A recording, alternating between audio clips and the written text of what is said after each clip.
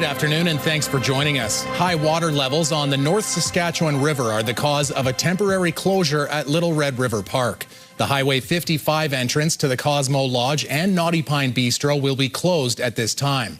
The Water Security Agency says significant rainfall in Alberta the last week means above normal flows are moving downstream and will cause the North Saskatchewan River to rise by nearly 2 meters at North Battleford on Friday and Prince Albert on Saturday. It says flows are expected to increase from about 450 cubic meters per second to 1,500 cubic meters per second. The high flows will proceed downstream into the Saskatchewan River, causing it to rise about 2 meters as well. The flows could remain high for an extended period of time, given some more rain in the forecast. People are advised to be careful and to stay away from the waterways. The city of Prince Albert says it will announce the reopening time sometime next week.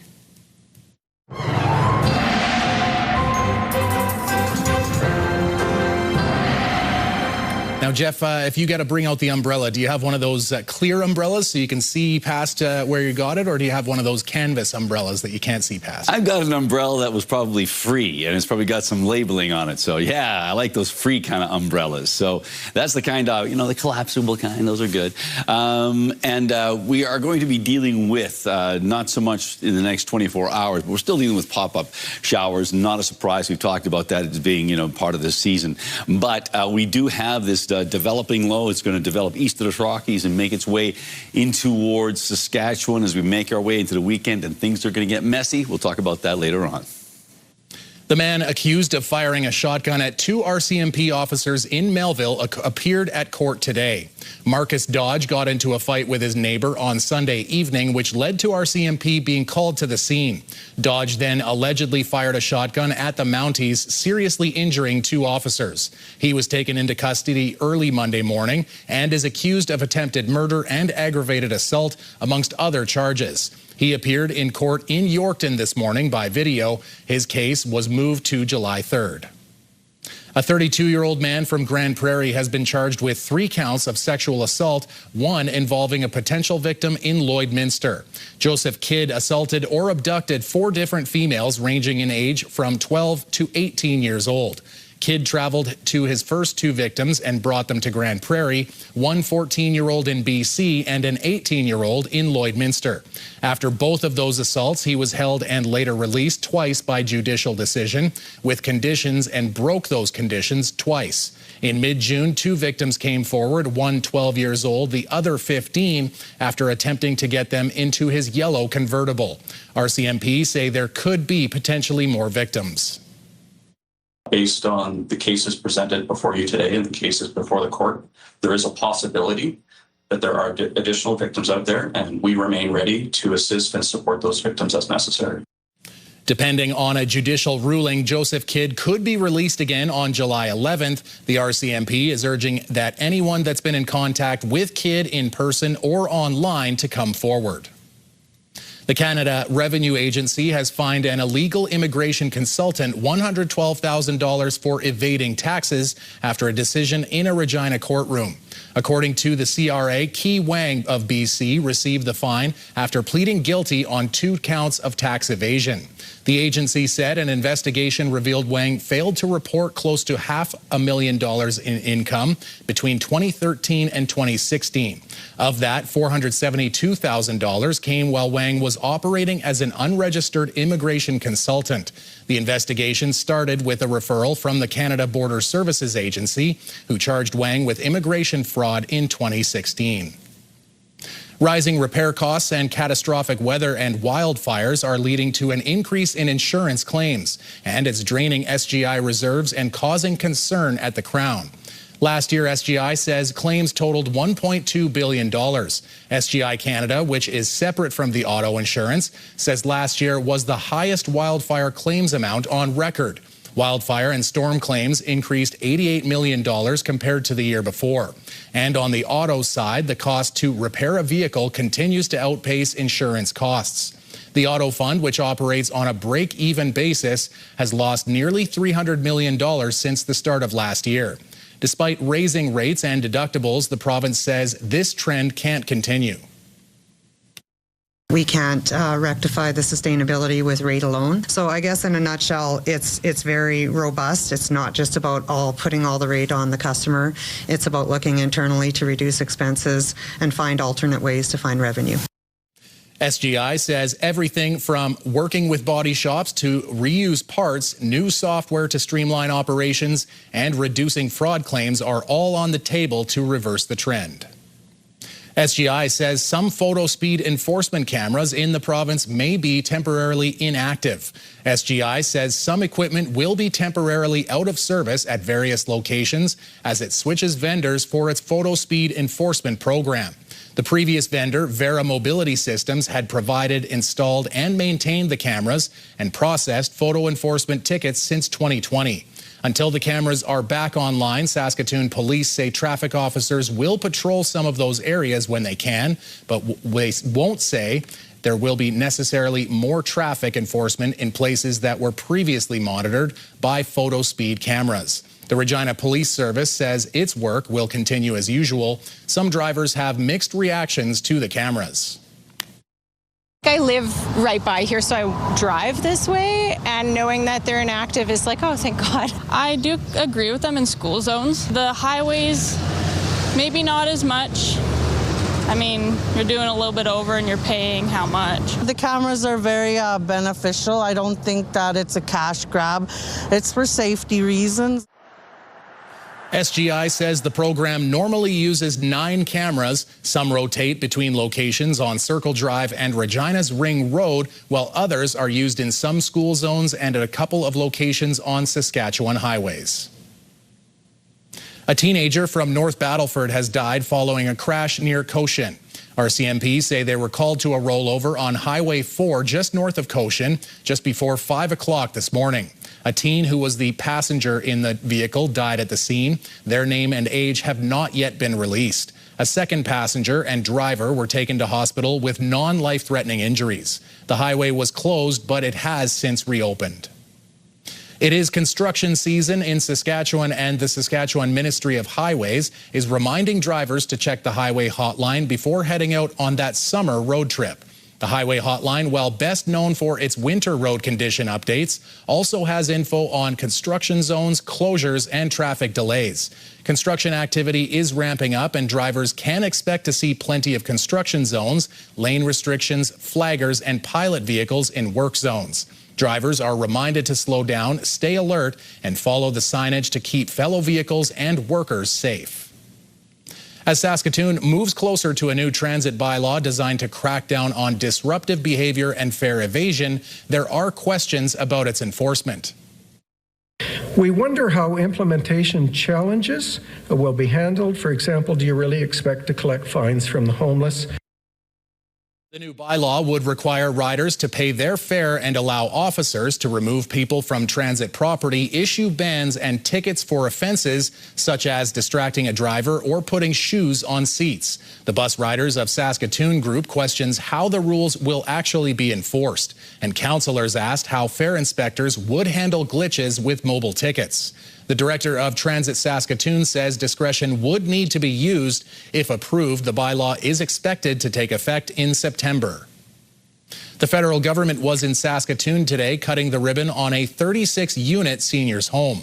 Jubilee Residences, the City of Saskatoon, and the federal government partnered to contribute $11.5 million in funding for the new Jubilee Terrace on 31st Street West. $7.4 million through the federal government's Affordable Housing Fund, $540,000 from the City of Saskatoon, and $3.5 million from Jubilee Residences. The facility has 1- and 2-bedroom units with recreation, garden, and outdoor patio spaces, as well as laundry on each floor. Canada Mortgage Housing Corporation says residents will begin moving in right away. After the break, a local business lending support to athletes in Prince Albert. Jasmine Pelche finds out whose logo is on the Zamboni at the new Leisure Centre.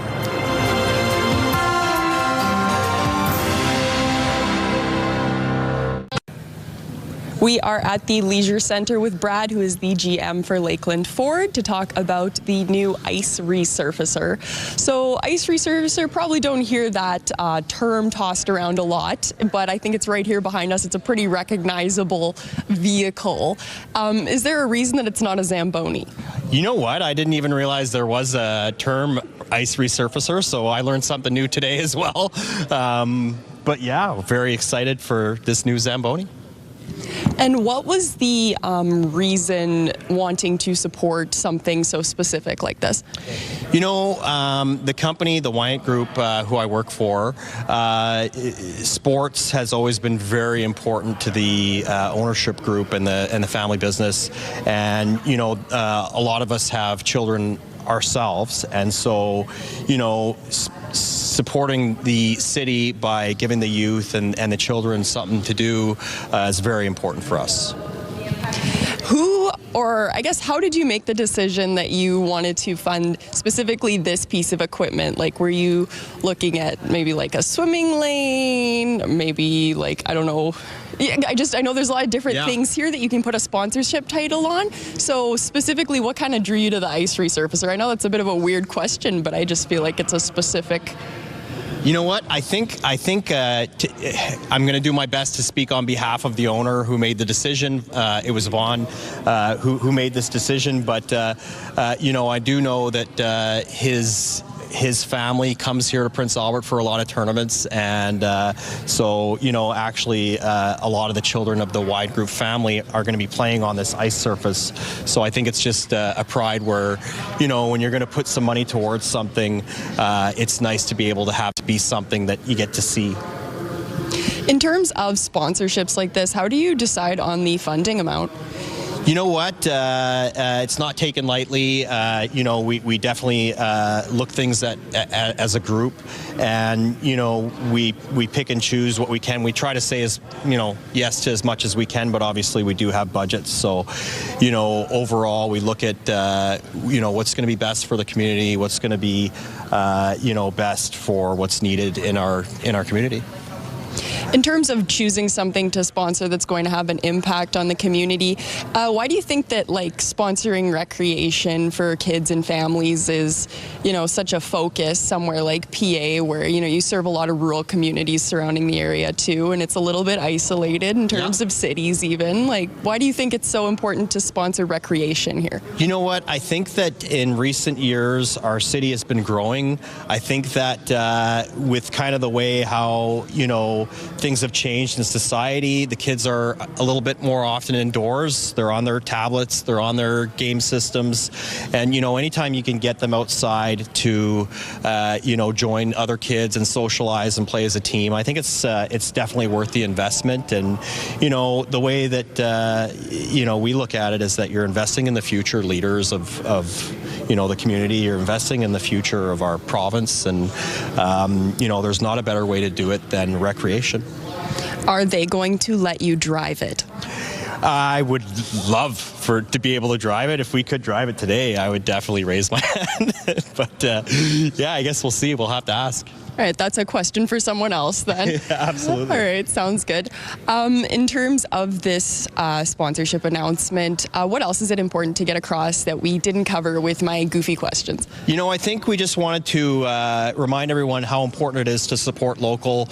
You know, we definitely try to funnel as much money as we can back into our community. We sponsor all kinds of programs, whether it be sports or the less fortunate, or, you know, just programs that this city needs, like new infrastructure and stuff. We try our best to, you know, give back as much as we can. And I would say if you talk to the other business owners locally, they have the same opinion. So just remember, you know, when you can, support local, and, you know, some of that money ends up coming back right back into the community, and you know, we return the favor. Hey, sounds good. Well, thank you for speaking with me. Jeff's going to get out the umbrella for the weather forecast after this break, and a new menu option helping Indigenous patients feel at home while in the hospital.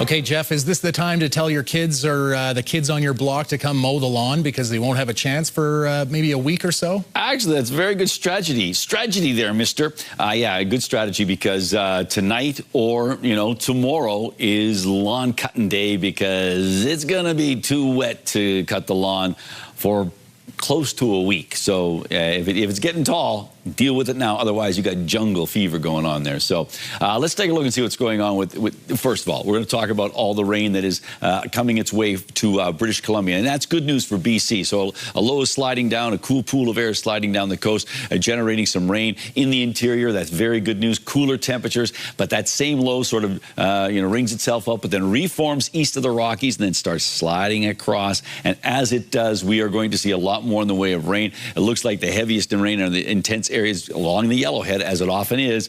So yes, some places could see over 60 millimeters of rain. So it's going to be an interesting situation as we head into Saturday and then for about the next 5 days. Right now, some places it looks like it could be a soggy Canada Day, but we'll keep our fingers crossed that things change. So right now, the Futurecast certainly playing up the fact that that rain is moving into British Columbia and hopefully helping out with the wildfires and keeping things on the wetter side as opposed to the dry and hot conditions they've had. And then into Saskatchewan in the next 24 hours and Alberta, spotty showers here and there, but the real action is to come. And now let's take a look at our forecast for the overnight period for the Parkland region. 11 degrees with some showers expected in the Spiritwood area, possibility of some showers in the Battlefords region as well. 11 degrees in Candle Lake, the overnight temperature, 12 for Birch Hills, 11 for Rostern, and Nipawin, chance of some showers, risk of a thunderstorm, and then some clearing skies, 12 degrees, and staying at 12 for Melfort as well. Now on to tomorrow. So a mix of sky conditions for the area, mainly sunny skies in Spiritwood, 25, mainly cloudy conditions for the Battlefords, and 26. 26 as well with mainly cloudy skies in Candle Lake, mainly sunny, and 26 in Birch Hills, 26 but with a bit more cloud cover in Rostern. 25 degrees the expected high in Nipawin, but Nipawin is one of those areas where there may be some pop-up showers and thunderstorms tomorrow. 25 though for the high, and 24 with mainly cloudy skies for Melfort. Now we take a look at the forecast for the Gateway City in detail. 11 degrees overnight, a slight chance of showers, risk of a thunderstorm, then some clearing skies, winds out of the southeast at 10. And then for tomorrow, well, we've got ourselves mainly cloudy skies, 26 degrees. So 26 degrees is a couple of degrees above seasonal, a bit on the breezy side. Some other parts of the province are going to be a lot windier, but it looks as though Prince Albert winds out of the southeast at 20, gusting to 40. And here is the 7-day outlook. As you can see, we've got ourselves a rainy weekend. Well, it's not just the weekend. The weekend is rainy, particularly on Sunday and Monday, and then Tuesday and Wednesday. We're still not out of the woods. And as you can see, a number of those days come with a risk of thunderstorm activity, and it looks like things start to improve on Thursday. Yeah, that's right, the day after Canada Day. So right now we're hoping that things will sort of clear up and be a bit more calm for Canada Day. And it could be a question of timing when those showers roll through. So Canada Day may not be a complete washout. Up in the air as usual. Now, at your household, were you the trimmer, the edge trimmer, or were you the mower? You know what? It all depends. Like when my older brother was around, yeah, he was the mower, and I had to do the detail work. But, eventually I graduated to mowing. Many hands make less work, right? That's right. All right. Well, a former University of Saskatchewan Husky is making his CFL regular season debut on Friday. The Saskatchewan Roughriders released the game day roster for tomorrow's game against the Toronto Argonauts. Running back A.J. Ouellette is out, so is receiver Del Duncan Busby. That means Deshaun Mims comes over from special teams, and Daniel Weeb will dress as a backup receiver. Juju Hughes will miss significant time, so Jonathan Edward will come in on the defensive side of the football.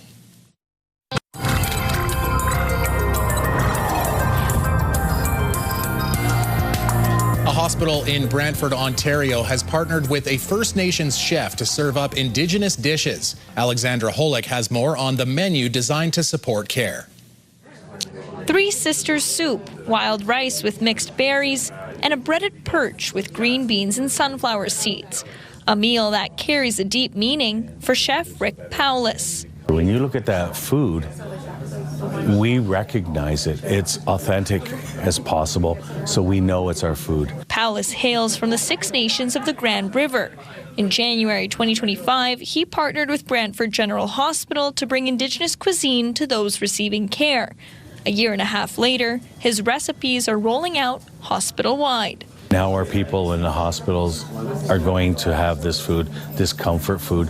The hospital says having Indigenous food and drinks on the menu offers options for non-Indigenous patients to try something new and for Indigenous patients who want to feel closer to home. When that happens, they warm up. It heals the mind, the body, and the spirit. When that happens, they heal faster, and we can get them home again. The hospital sees more than 4,000 First Nations, Inuit, and Métis patients every year. Of those, around 80% come from Six Nations. It was very important for us to be able to provide culturally appropriate meals to enable their health and well-being and recovery to be much better than it would have been otherwise. For now, menu items are limited, but the hospital plans to expand its options in the fall and offer a rotation of dishes. It's not going to be a flood right away. It's not going to be a full menu where it's all Indigenous. It's going to be a mixture, a blend. And I think that's the best way to do it, to be respectful of the food and the patients. Giving patients a taste of comfort in a place often seen as uncomfortable. Really do. Alexandra Hullock, CTV News, Brantford.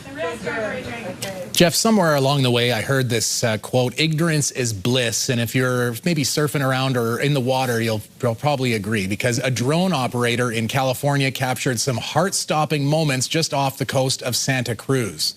Take a look here. This is an aerial shot of a shark that's spotted circling below the surface around a surfer, probably enjoying a nice day by the looks of the water. But the shark came right up behind the surfer at one point. I think we'll see it here in just a moment there before swimming away. Now, it's not known whether that surfer had any idea the shark was circling him at the time, but Jeff, you can imagine that would probably ruin your day. Yeah, kinda. Yeah, exactly. Dun, dun, dun, dun, dun, dun. I think at one moment it looks like maybe he sensed something. I don't know. Cue the